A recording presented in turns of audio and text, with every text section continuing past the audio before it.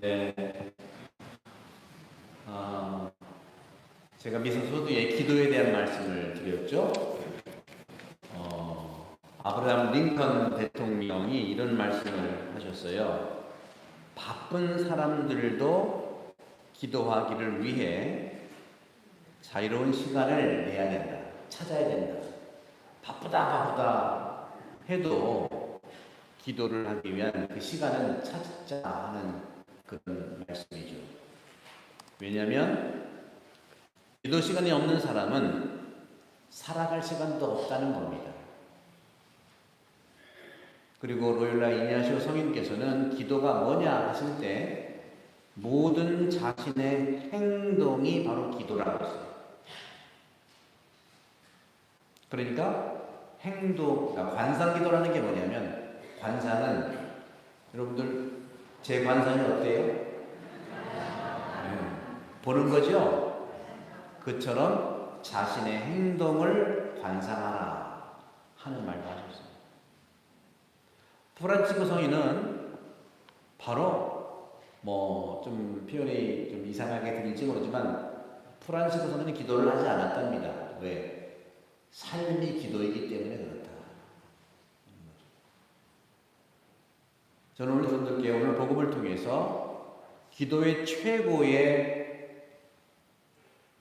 기도는, 하느님이 원하시고 예수님이 원하시는 가장 큰 기도는 말씀을 먹고 바라보는 겁니다. 먼저 바라봐야겠죠. 먹고. 그래서 저는 평일미사 오시는 분은 평일미사대로, 주일에 오시는 분들은 주일미사대로 전날에 이 복음 말씀을 요점을 이렇게 찾아보시면 좋겠어요. 그것이 기도예요.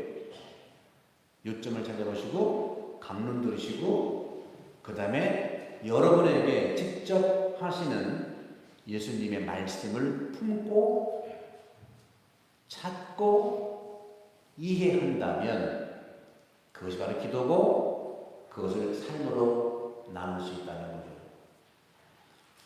오늘은 엠마오로 가는 제자들의 이야기인데, 오늘 마지막에 정말 못 알아들었던 이 제자들, 그렇죠? 예수님이 살아있을 때도 못 알아듣고, 부활해서 발현했는데도 못 알아듣고, 이야기를 해줬는데도 못 알아듣고, 근데 마지막으로 눈을 떴어요. 언제? 뭘 먹으니까 눈을 뜬 거야. 빵을 떼어주니까 그제서야 눈이 열렸는데, 알아볼 때는 예수님은 사라지는 분입니다. 여러분들이 저는 믿음이 약해요, 잘 모르겠어요, 늘 옆에 있는 주님을 느끼시고 만나십시오. 그리고 눈이 떠지면 내 안에 계신 거예요. 오늘 그 제자들이 표현한 걸 보십시오. 바로 이 제자들은 저희 곁에서 말씀하실 때, 또 성경을 풀이해 주실 때 속에서 우리 마음이 타오르지 않았던가? 여러분은 여러분 인생 속에서 가슴이 뜨겁게 타오른 때는 언제입니까? 그리고 어디서입니까? 속이 뜨겁게 타오랐던 때가 있죠? 그죠? 있죠? 그 언제고 어디선가? 갱년기? 그것도 타오르긴 하죠. 그죠? 저는 가끔 뭉클하고 타오르는 데가 언제냐면, 지금 50대 미만 분들은 잘 모르시고, 저도 잘 모르는데, 저는 계속 타올랐던 게 언제냐면, 1965년 10월에, 여러분, 강제구 소령이라고 아세요? 아시는 분들은 60이 훨씬 넘은 분들이에요. 그분이 어떻게 했어요? 그 당시에 월남에 파병을 해야 되는데 훈련을 시키는데 이분이 바로 육사 나오고 공부도 잘했어요. 그리고 이분이 이제 수류탄 전문 교관이었어요. 평소에 수류탄 항상 얘기했던 분이죠, 그죠? 근데 이제 월남에 파병 직전에 이제 수류탄 던지는 연습을 하는데 대대장이 중대장이었거든요. 소위였으니까 중대장이었는데, 이 훈련병이 덜덜 떨면서 수류탄 핀을 뽑은 상태에서 던져야 되는데 이렇게 하다가 뒤로 실수를 해서 떨어진 거예요. 굴러간 거예요.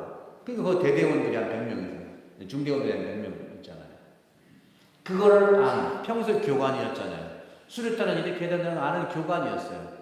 그 교관이었던 강제구 대위가 뛰어가가지고 그 수류탄을 덮친 거예요. 왜 덮쳤겠어요? 모르고 덮친 게 아닙니다.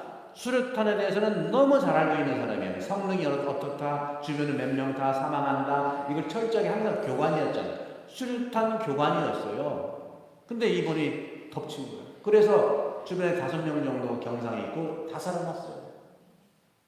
저는 이것을 들었을 때 꼬마였지만 가슴을 뭉클했었고 지금도 살아있는 뜨거운 가슴을 느낄 수 있어요. 근데 더 중요한 것은 이분이 왜 덮쳤냐 이거예요. 왜?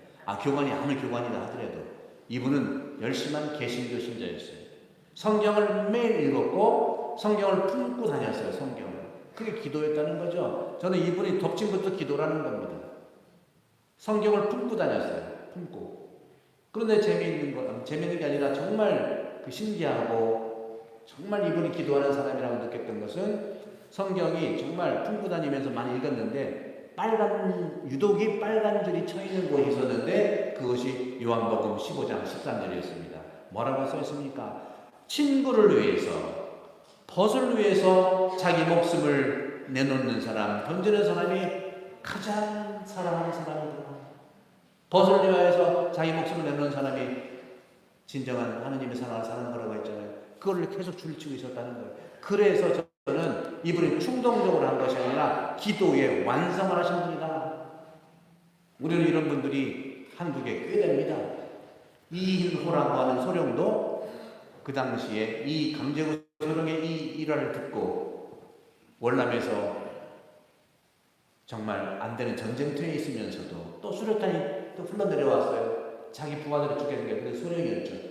그분도 덮쳐서 산화하신 거예요. 사람을 살렸다. 저는 이런 소식이나 말씀 들었을 때 가슴이 뜨겁게 타오르는 걸 느낍니다. 그렇다고 우리가 다 그렇게 죽자는 게 아니에요. 이렇게는 죽어도 옆에서 부인이 막 뜨겁게 하는 거 못 참지. 그래서 우리는요, 극과 극은 통해요. 저는 그래서 오늘 저에게 또 우리 공동체에게 주시는 주님의 말씀이 어떤 걸까? 제자들은 정말 낙향을 하는 거예요. 예수님을 정말 3년 동안 따라다녔는데, 예수님을 옆에서 가까이서 지켰는데, 예수님의 모든 행동과 가치에 대해서 다는 아니더라도 결정적인 예수님의 마음을 못 알아들었다는 겁니다. 말씀을 해도 자기식으로 알아듣고, 자기식으로 알아들었다는 게 오늘 복음에 정확하게 나와요. 예수님이, 부활하신 예수님이 가까이 갔는데도 못 알아들었어요. 그리고 그럼에도 불구하고 예수님은 말을 건넸죠. 우리는 대화할 때 맞고 틀리는 것만 대화하는 것이 아니에요. 맞고 틀리는 거 대화한다? 그건 법정이에요. 법정. 법정에서는 그렇게 해야 됩니다. 그런데 우리는 법정이 아닌 모든 곳에서는 몰라도 모르는 척, 알아도 모르는 척 할 수 있는 예수님의 이런 포근함이 필요해요. 다 알면서도 모르는 척 하면서 뭔 일이 있었어? 예루살렘에서. 그러니까 클레오파스라는 이 사람은 예루살렘에 왔으면서 당신밖에 그 일 모르지? 그렇게 그 일 몰라? 그럼 천연스럽게 뭐가 있었네? 다 알면 본인이 장담입니다. 대화를 이루기 위해서는 내 의견도 좀 내려놓고 상대방을 맞출 필요가 있어요. 이게 기도예요. 기도, 묵주기도 백단 좋아. 백단하면서 상대방 의견을 못 알아듣고 내 식대로 안 맞춘다. 기도의 의미가 뭘까? 저는 강제구소령 같이 살자는 게 아니에요. 지금 당장 내 앞에 있는 사람, 내가 이해 안 될 때 자기가 결정 내리고 단죄하는 것을 내려놓자는 걸 판단하지 말자는 거죠. 제자들이 그랬잖아요. 그죠? 근데 예수님께서는 천연덕스럽게 이렇게 물어보면서 얘기를 다 해요. 얘기는 다 하는데 여전히 못 알아들으니까 아이고 이 어리석은 자다 딱 한마디 했어. 그것도 처음부터 한 게 아니에요. 어디서 저는 결정적으로 예수님이 그런 말씀하실까 보면은 다 알아요. 보는 거 다 했어요. 뭐 예수님이라는 자가 있었고 그 사람은 사람도 살리고 뭐 또 죽었다는데 죽은 것이 아니라 또 부활했다는데 여자들이 가보니까 못 알아듣겠고 다 나오는데 결정적으로 이 사람이 얘기하는 예수 구세주관이 자기 중심이었다는 거죠. 이해해요, 저는 이해해요. 나는 나기 때문에 자기 중심일 수밖에 없어요. 그러나 우리 그리스도인들은 자기 똑같이 그리스도를 믿지 않는 분들이 그렇게 한다면 이해하지만 그리스도를 믿는 분들이 그리스도 같이 자기식으로 이해하는 것에 대한 깨달음이 있어야 되잖아요. 오늘 뭐냐? 21절에서 쭉 얘기하면서도 우리는 그분이야말로 이스라엘을 해방하실 분이라고 기대했습니다. 예수님은 영적인 해방을 위해서 오신 분이고 당연히 영적인 해방은 세상의 해방을 포함하지만 거기에는 무수히 많은 걸림돌이 있고 나랑 똑같지 않는 그런 그 레벨, 단계가 있는 거예요. 그래서 이게 어려운 겁니다. 가정도 그렇고 공동체도 그렇고 작은 단체든 큰 단체든 나랑 다 똑같지 않기 때문에 어려운 건데 그렇다 하더라도 우리 모든 그리스도 내가 못 알아들어도 그리스도의 가르침은 내가 알려고 노력을 해야 되지 않겠는가. 그래서 저는 말씀을 찾고 이해하는 것이 기도라고 말씀을 드리는 거예요. 다 봤으면서 자기 기대치하고 항상 자기 주장을 하는 것이죠. 그 여자들이 말한 대로요, 그대로였고 그분은 보지 못했습니다. 했더니 예수님께서 그제야 이르소서. 오늘 13절부터 얘기했는데 25절에 가서 어리석은 자들아 예언자들이 말한 모든 것을 믿는데 마음이 어찌니 굼뜨냐 느리냐 굼뜨냐. 여러분들 내가 이해하는 건 중요하지만 상대방이 뜻하는 것을 알아차리는 것이 평화를 살아가는 길이에요. 그러면서 주님께서 쭉 다시 말씀해 주셨고 마을에 이르렀을 때 제자들은 어디서 많이 듣던 얘기 같아요. 이게 많이 듣던 예수님이 그 전에 그래도 못 알아들었어. 그래서 잠깐 더 묵고 가실까요? 그래도 예수님도 그 총을 들어서 같이 묵잖아요. 그리고서는 식탁에 함께 앉아 빵을 들고 기도한 다음에 그것을 떼어 그들에게 나눠 주셨어요. 그러자 그들의 눈이 열려 예수님을 알아보았다는 거예요. 예수님 알아본 거예요. 여러분들 말씀을 먹으십시오. 말씀은 빵입니다. 말씀은 빵이에요. 먹고 씹고 씹어서 이해한 그것이 행동으로 타갈 수는 없지만 하나의 모토를 여러분 정하세요. 이 강제구 소령은 요한복음 15장 13절을 자신의 평생의 가치관으로 예수님의 삶으로 기도하며 살았을 거예요. 그러니까 우연이 아니죠.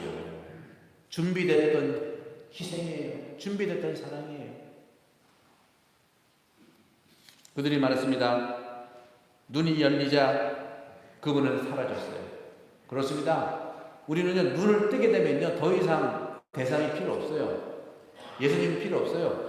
왜? 마음 안에 계시기 때문에. 이미 마음 안에 있기가 어려울 때 자꾸 우리는 이해 못한다고 얘기를 하는 것이죠. 길에서 우리에게 말씀하실 때나 성경을 풀이해 주실 때 속에서 우리 마음이 타오르지 않았던가? 여러분들 가슴 속에서 타오르는 그 말씀을 만나는 인생을 함께 살도록 제가 도와드리도록 하겠습니다. 저는 우리 본당에 와서 제가 한 3개월째 되는데 저의 사목의 지향도 그렇고 모든 것은 예수님의 사목과 동일하게 갈 것입니다. 그것이 바로 말씀에 대한 기도고요. 말씀을 찾고 말씀 속에 있는 내 인생관을 찾고 그걸 이해하고 내가 할 수 있는 바를 실행하는 것, 천천히. 그래서 올해 9월 초까지 교리하고 기도하고 말씀을 개론 정도로 해서 강의를 드리는데, 그 이후에는 우리 공동체에 함께 말씀을 함께 체계적으로 살아갈 수 있는 예수님의 이 오늘 말씀을 통해서 가슴 뜨거워지는 삶을, 모든 것이 기도이기 때문에 삶에서 기도, 행동에서 기도, 그러려면 먼저 말씀이 내 안에서 접촉하고 찾는 것이 중요하다. 여러분들 옛날에 소풍 갔을 때 보물찾기 해보셨죠? 근데 저는 보물찾기 한 번도 못 찾았어요. 왜? 나보다 키 훨씬 높은 데도 올려놔가지고 손이 안 닿아. 그래서 완전 짜증났었어요. 근데 하나님은 공평하시지, 길바닥에는 돈을 항상 주셨어. 더 실용적이지 뭐. 이렇게 하나님은 우리에게 모든 걸 다 주시니, 여러분 말씀은 어디든지 있습니다. 말씀을 통해서 여러분 보물을 찾으시고, 우리나라는 분명히 희망이 많은 게, 이런 강대구소령 뿐만 아니라 이희로 소령, 또 우리 여러분 모두의 이러한 말씀으로 인한 보물 찾기가 내가 이제는 내 마음속에서 뜨겁게 올라오는 삶이 분명히 될 것입니다. 우리 이런 모든 감사한 마음으로 말씀 기도를 함께 할 수 있도록 기도합시다.